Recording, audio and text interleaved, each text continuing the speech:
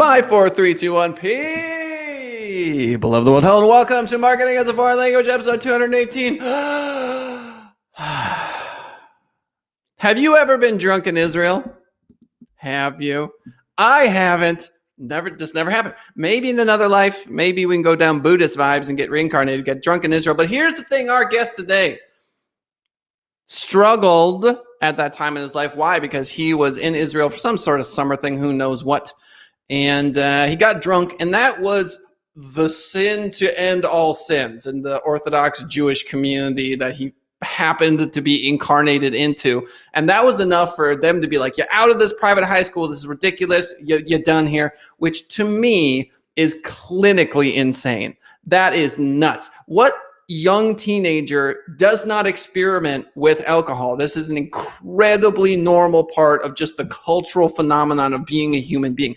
Drugs and alcohol have been a part of human culture since time immemorial. Humans put stuff in their body and go, that feels different. We've been doing this for a long time. So why would we punish to that degree some poor kid who knows? Crazy. Turns out he goes into this kind of like radical rabbi situation, high school, and takes all the tests required to graduate at like 15, 16.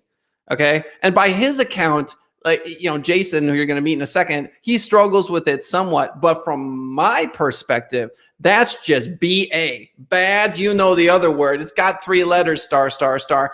It's incredible. And so I'm really excited. Also, Jason owns an agency, Breaking the Web with his Thor hammer, bam, where he's been remote forever, right? Just like us. I'm sure we have a lot in common on that, because I don't want to see herniated discs, people dying in car crashes, unnecessary, global house gas emissions from cars, all the stuff you've heard me talk about a bajillion times. Ladies and gentlemen, my best new friend, the one, the only, Jason Berkowitz. Welcome to the show. Thank you, Kellen. That was awesome. Great introduction. I love it. That was great.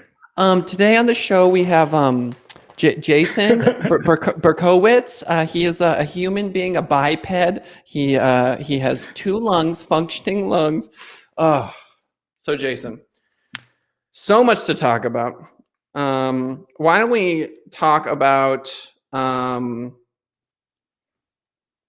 don't we start with your agency, okay? We're going to talk about the marketing first. And the amount of BS out there, and people that rip other people off. Does your agency rip people off? Probably not. I hope not. I hope nobody in-house is doing anything that would have been owned by someone else. And no, I think I like to believe that we provide value to brands and companies that are looking to take it to the next level on search, but no. SEO traditionally might have that bad sour taste in the mouth of ripping people off, especially with taking the money and not doing anything, or doing things that worked like 5 years earlier that are not applicable anymore. No, we provide real service and the numbers show it. So not every client we take on works. And I don't have a crystal ball, and I don't know. And I like to look at rankings and go, hey, you rank 17th. That's fantastic. There's a bunch of search volume for that keyword. You're not blogging. You're a perfect fit for us. And then we got other clients that roll up. They're like, hi, brand new business. I'm a realtor. We're in Vegas. So you throw a stick, you're going to hit 2 realtors, plunk, plunk. And we're supposed to get you to rank for what keyword in what amount of time. And so to me, I can't take that client on unless they are fully sober about the reality that they find themselves in. How do you have that conversation with people who rank in Nowheresville? Ranking in Nowheresville isn't much of the issue as it would be expectation setting. We really, in the sales process, just like when a brand is evaluating us and qualifying us and kind of that introductory call, we're doing the same thing. We're getting a sense on if we can manage the expectations. If they do have a realistic chance of success at number 1, we try to explain it. If they probably can't get past number 5 on Google, we try to manage those expectations as well. And if they're set and stuck in their ways, probably not the right fit for us. Again, we're the experts. We specialize in SEO and search marketing overall, whereas they need help because they lack that expertise. They should be looking at us as the experts in that specific arena. We try to make sure that there is full alignment and managing their expectations. And some brands just have a hard time with marketing.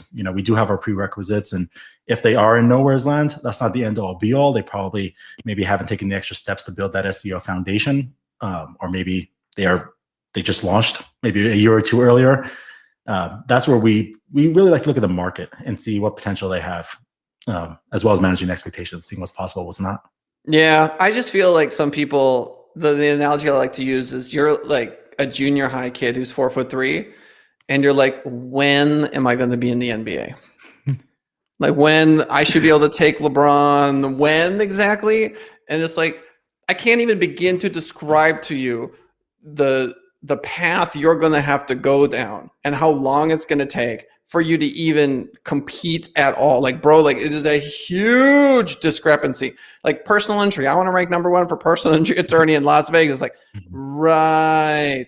And what did you just do? You just opened your law firm. Fantastic.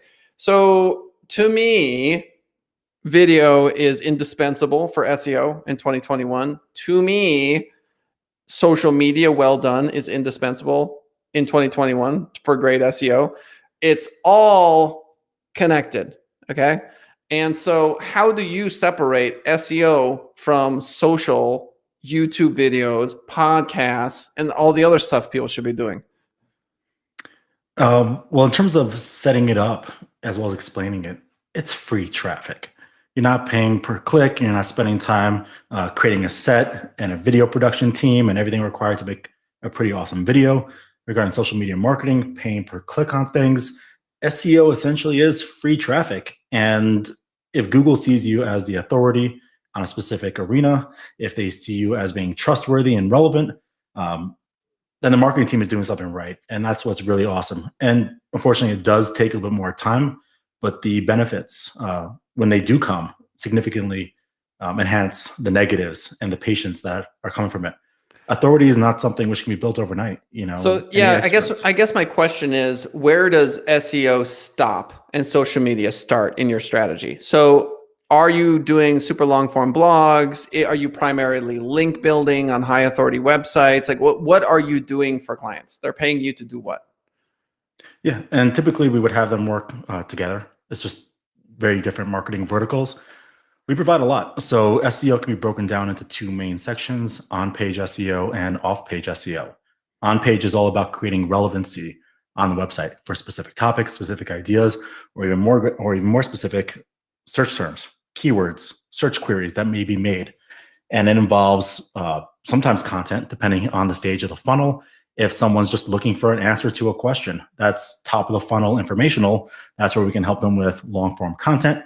If somebody's ready to spend money, they just don't know who to go to for a specific service, that's a bit more bottom of the funnel. That's where we might help them optimize a specific service page for both relevancy and maybe even conversions as well. Because what's the point of sending all that traffic in if nobody's converting? Right. And then off-page SEO. Off-page SEO is used to primarily signal trust. So on-page SEO is relevancy, off-page SEO is trust, typically in the form of the amount of links from around the web coming into a website from highly relevant sources. So if, for example, a lawyer's blog linked to your personal injury lawyer in Las Vegas site, that's a lot of good industry relevancy being passed.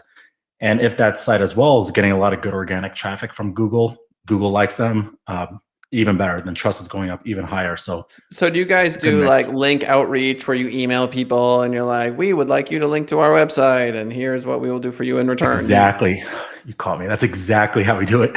Okay. No, we do. I'm kidding. We do have an outreach team. We do send out emails. We have an outreach team. It does consist of finding the right people in different publications.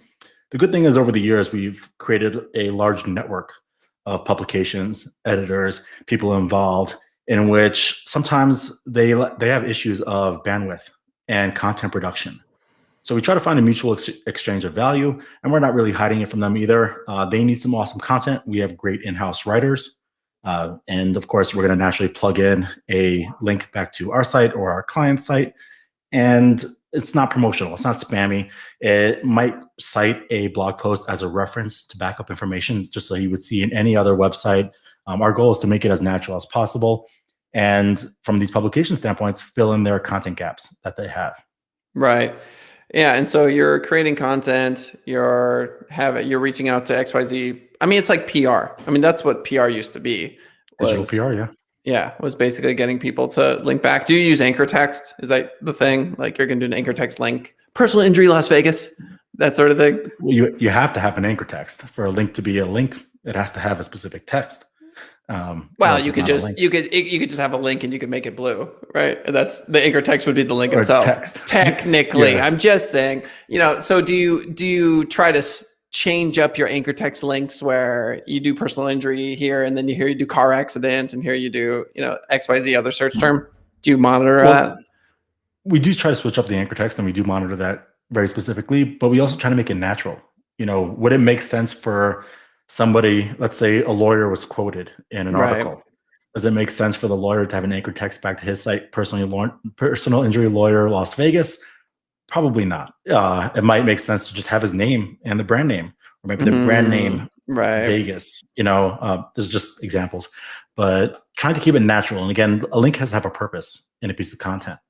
If there's no purpose for somebody to click on a link, then it probably shouldn't be there. And this is both for on-page SEO and off-page SEO. If you're going to interlink to other pages on your site on your own blog post, or you're going to externally link to someone else, does it make sense to have that link, or are you just don't get in there just because it looks cool with a little blue text? Yeah, I get that. So the off-page stuff is something I've struggled with throughout the years, because I get the emails all the time from people saying, we would like to write a piece of content on your and I go, I do not. The content is crap. Go away, garbage. So I guess for you would have to find industry specific magazines, that sort of stuff, different blogs that would host people's content. Do you ever pay for this stuff? You're like, I'll pay you $100 if you allow me to put this post on your website. Not often, but sometimes. Very specific circumstances, but not often. Okay. Especially because it's against Google's guidelines too. Yeah, exactly. Like things. And here's the thing. So Google is evil when it comes to this sort of thing, because what they're doing, everyone, you need to understand, why are they evil?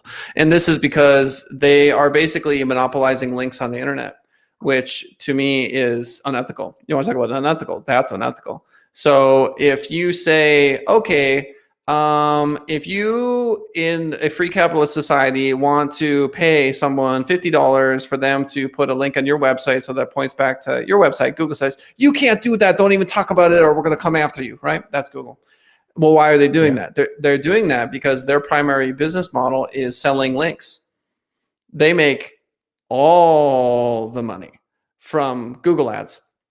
I mean, they've got some other projects and stuff, but there is nothing that comes close to the revenue that they make from Google ads. Google ads is predominantly the selling of links. And so they don't want competition. And so politicians, hi, can you hear me? This is something that needs to be addressed, because that's not okay. It's not okay for Google to say, we have a monopoly over search, and we don't want you to compete with us. And by you, we mean every other individual that owns a website on the planet. We want no competition at all, zero zip. We would like the $70 for the personal injury attorney for our link per click. We want $70 every time someone clicks on that. And so, no, we don't want them, on some other website, using links, because we're the link police. We're the link kings. So that to me is just jacked up and wrong. So, okay. So outbound SEO, that makes sense to me. Do you guys do social? Oh, paid advertising on social, not as much. Again, we primarily focus on search. So we would do a lot of SEO as well as paid advertising in search.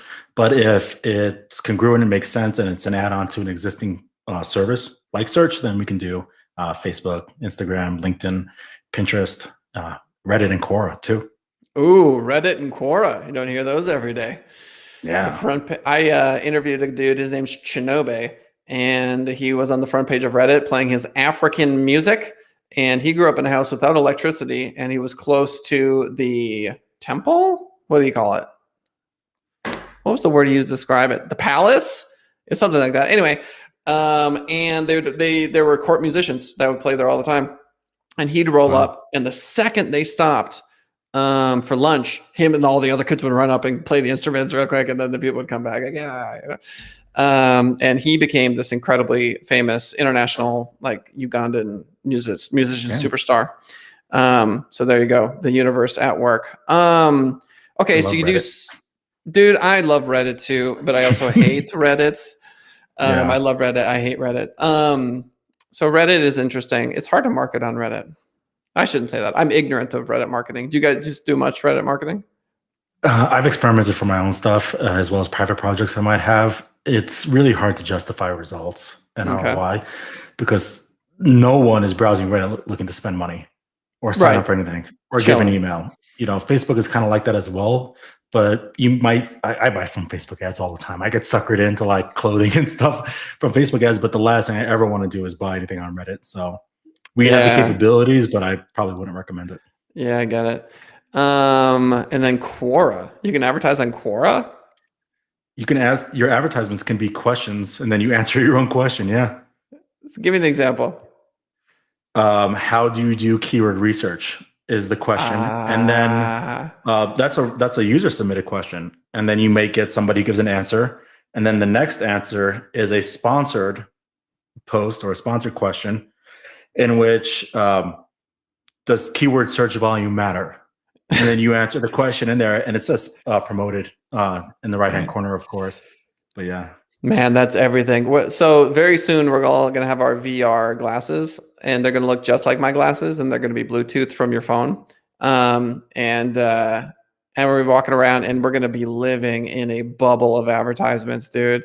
And all the billboards will disappear, and all the free space will just be used up. So literally the sky will become an ad, and the walls of the building that's blank will be an ad, and you can turn them off. You can pay to turn them off and stuff, and but that's coming like 10 years, 15 years. Have you seen the movie Ready Player One? I know it was a book too, but yeah, I listened to the audiobook and I saw the movie. Yeah, just like in the movie, the bad guy just wants to sell ad space on those VR helmets. Yeah, just wants to sell ad space. It's so true. Oh man. So yeah. All right. So SEO, do you have any interest in doing social, like actual social calendars and doing organic social posts and growing into that space, or do you just want to stick with what you guys are doing now? Yeah, we're gonna stick with what we do. It's our specialty. We're good at everything search. We're good at everything Google, Bing. And yeah, we're just gonna stick with that arena, especially because the more you broaden out your agency, the more you become a full service. And I'm a fan of boutique agencies versus full service agencies, specializations, like really great work versus mediocre work. I don't know anything about this mediocre work that you referred to. What is this mediocre work? We actually have a post on it. If you Google boutique agency, full service agency, we're like in the top 3 on a post just about this exact topic. Yeah. Good. That's good. All right. So let's take it back. We're going to go back, my friend. We're going to go all the way back. So you're 5 years old. Where are you? What's happening in your life? Sticking rocks up my nose in playground. Okay. In kindergarten. In New York? In New York. Okay. How many rocks could you fit in your nose? From what I remember, it was one little pebble. Just about one? The doctor had to pull it out. Right. So when the pebble was in your nostril, left or right nostril? I don't remember. Don't remember? Let's go with right. Am I inclined to say right? Oh. Okay. No, we'll go with right. Right. So it's in there, and you snorted it on accident. You're 5. I get it. And you get to the doctor, and he says, "Well, what happened there? He just took a tweezers and got in there. I mean, what exactly does the doctor do?" Those super long tweezers. Yeah. Right. Got in there, took the pebble out. Did you keep the pebble? I did not. Do you think that the pebble in the nose is a metaphor for something greater in your life? Like you've always had a pebble in your nose and you're just trying to get it out? Or maybe something always in the way of your breathing? Yeah, like you just can't take a deep breath because you got that pebble, that metaphorical pebble just lodged in your nose. Just take a deep breath. You can do it, Jason. Take a deep breath. Everything's going to be okay. So, all right. So introvert, extrovert, what kind of kid were you? Introvert. Maybe like a mix, introverted extrovert. So when I'm really comfortable, I start getting a little bit more extroverted. Yeah. But getting comfortable takes a little bit. So when you hire people, how much do you fake it, and how much are you just totally 100% honest with them? Even right now, it's faking it. It's hard. Oh, I It's love not that. easy. It's Oh, not I easy. love that answer. Last thing I Oh, want to do is have a microphone and a camera and talk. I just want to just like with my big computer screens and just get work done. But it's that nice is, sometimes to go out of your comfort zone. God, that's so good. Whenever I gut laugh, it's because someone told the truth. I don't know if you've ever experienced that. You listen to Yeah. stand-up comedians, man. Funny because it's true. Funny because it's true. Funny, like just you. If you really listen to what they're saying, you're like, they're just making jokes. Like, no, they're pouring their soul out, and you are laughing at their pain. It's just, oh. And so, good leadership's like that too. Just pour your soul out. Pour your soul out. Pour your soul out. So like I mentioned to you backstage, I think a lot of straight A students don't make good entrepreneurs because they don't want to fail ever. And then, my next guest is gonna be like a super straight A, killing it entrepreneur, and they're like, "You're stupid." But what kind of kid were you in school? What kind of grades did you get? Bad. I was a horrible student, mostly because I think the schooling system isn't designed for people like me. I'm just a horrible test taker. You give me a puzzle, you give me a challenge, let me work with my hands. I'll sit there for hours. But when it comes to reading about things and then taking a test on it, especially with all that pressure, especially with the uncertainty if you're right or wrong that at least I faced, I was not a good student at all. Yeah, and I hated So school. so what's the test then in your owning an agency? What's the test equivalent of you're just like, oh, I hate this. This sucks. You got to do it. The test equivalent, probably like the admin stuff. Like we just launched health benefits at the start of 2020 and medical Right. benefits. Yeah. That was like I spent a good quarter just learning all about that stuff beforehand. Yeah. That stuff, like all the admin, HR, backend, things that nobody really sees, nor does the team see. That's annoying, frustrating, and I like to think I'm good at it, but sometimes I have an agency mentor. He tells me sometimes I'm not doing things the right way. So that's when I fail the test, but then I learn how to do it better. Yeah. Who's your agency mentor? Can you say? Yeah, his name is Frank Cowell. He has a revenue operations agency out in Carlsbad, California. Okay. Nice. How'd you find him?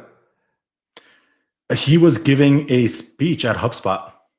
Oh, HubSpot. HubSpot seems like a cult to me. Does it feel like a cult to you? Have you ever been to these HubSpot conferences where they're like, praise dear leader? I mean, it's working for them. Their revenue is It's working insane. for. I mean, you want to bash? I'm not bashing HubSpot. I'm just saying. I'm No, being no, no. Like honest. a cult. Yeah. I'm no. Well, I mean, there are many cults. There are many functioning cults. So I see what no, you're I saying, just kind of like the ClickFunnels, HubSpot, communities, those type. Yeah. so interesting. Like I showed up, and like when the owners of HubSpot come out, people are like, oh, like women are fainting. I was like, what is happening? I was so confused. I couldn't believe it. I was like, what is happening? And then like Michelle Obama's there. I'm like, why is Michelle Obama at like a software convention? It's just like, I was very, very strange. And she got on stage. She's like, that's a lot of people. Like she was struck, just going like, whoa. And this is, the president's wife. I just, yeah. So anyway, I was awestruck by the whole thing and just kind of weirded out, to be honest with you. Clearly it's working, good for them. But okay, so the admin stuff, I feel very similarly, like having to track down payments. Oh, slow pays, no pays, all that sort of stuff. I'm like, sending out emails, trying to get that stuff. That can be really irritating. But no, it sounds like you guys are doing really well. You said you have 15 employees. Yep, or about 15 people around the world. 15 like vendors, W-2s, like who are these people? Where are they?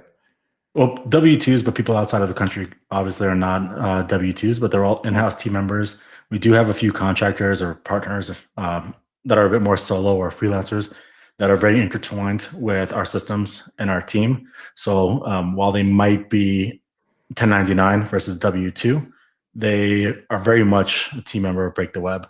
Right. I know, I get that. Yeah. I've got a team. I've got 2 folks in Mexico, Gabriela and Gabriela studied in Canada, and her English is incredible. And then I've got like 5 W-2 employees in the States. And then we use TextBroker. I don't know if you've ever used like places like TextBroker before, but like managed accounts, like account management, that sort of stuff. So I don't really count them as an employee, but we have, I don't know, dozens of people writing for us, but very part-time. You know what I mean? We spend probably like $6,000 a month on that stuff. And then through TextBroker, you can actually develop relationships with individual writers, which we do a lot, which you probably do too, stuff similar to that. Like we had a client once that sold lipospheric vitamin C. It looks like egg yolk. And they're like, the bioavailability of the vitamin C is so important. And we're like, what is happening? And then you take this packet, it's so gross, and you put it into like a whatever, and it's just like an egg yolk, dude, for real. And you drink it, and you're like, I guess that's a lot of vitamin C, and then you move on with your life. I mean, we'll buy anything. Americans will buy anything. We're like, it does what? Okay, so I want to make sure we're moving along with your life story. So Pebble the Nose, we got a little bit of your high school. We know about that sort of stuff, but let's talk just a little bit about like elementary school. Were both your parents in the house? How was elementary school for you? So my parents were divorced. They got divorced when I was an infant. So single mother household. Oh, so dad wasn't around at all. He lived in a different state. How much was it? Okay, explain that to me. Why would he do that? You have to ask him. Dude, I don't get it, man. I got 2 kiddos. I'm divorced, but I'm 8 minutes away from them. You know what I mean? So I would have to ask them. There's a term called Eminent Orphan. Malcolm Gladwell coined it. You ever heard that? No. So there are people who either, stick as many intravenous drugs as they possibly can into their arm and like go totally insane, who don't have both parents in the household. That's a story as old as time. But there's also a number of people that either a parent dies early or the parent's not around, and they do extremely well because they develop grit at a young age. And it's not that they don't struggle; it's just that they've suffered more, and because they've gotten used to that suffering, they can put themselves in situations like that where other people really struggle, and you just grow up quicker. Do you think there's any truth to that, or is that total BS? I think, you're forced to have a certain level of independence to grow up and get things done. Like, for example, if I wanted to get some pizza and a movie with my friends on a Saturday night, I needed some extra money for that and need to get a job to be able to support those fun times. So, I think there's a certain level of independence that comes with your specific scenario. Yeah. Yeah. Or forced to grow up.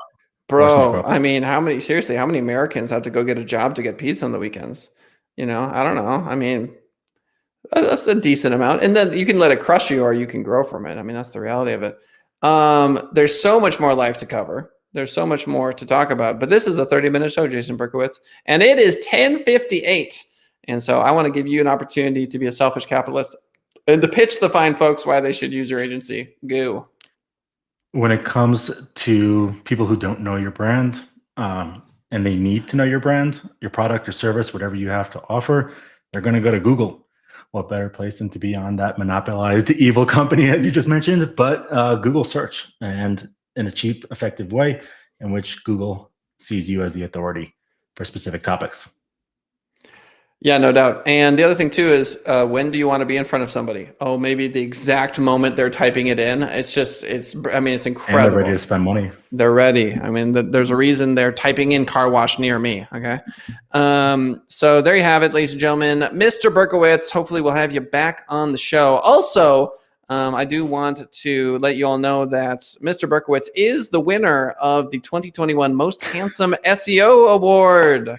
Put your hands together. SEOs are not supposed to look like Jason. Okay, do you understand me? He is an anomaly.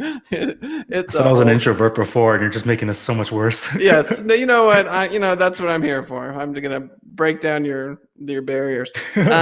So Jason, congratulations. Do you have any thoughts on the Most Handsome SEO 2021 Award winner?